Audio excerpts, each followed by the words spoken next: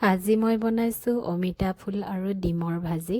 তাৰ বাবে অমিতা ফুলখিনি ছিঙি আনি ধুনীয়াকৈ ধুই ল'লোঁ আৰু গেছত এখন পেন পাতি দিছোঁ আৰু তাতে তেল ঢালি দিছোঁ।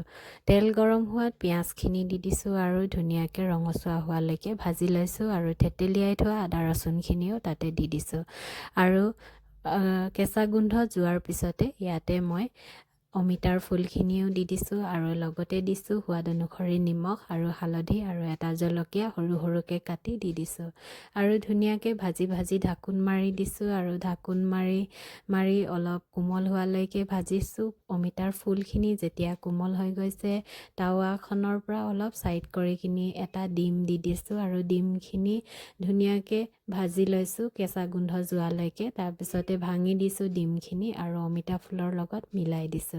এনেধৰণে বনাই খালে অমিতা ফুলৰ তিতা ভাৱটো অলপ কম হৈ যায় আৰু যদি বেছি তিতা হয় বুলি ভাবে তেনেহ'লে আপোনালোকে অমিতা ফুলখিনি অলপমান নিমখ পানী দি কিনি বইল কৰি ল'ব। তাৰপিছত পানীখিনি পেলাই দিব আৰু তাৰপিছতে ফ্ৰাই কৰি খালে ইমান তিতা নেলাগে, কিন্তু এনেধৰণে বনাই খালেও খাই ভাল লাগে।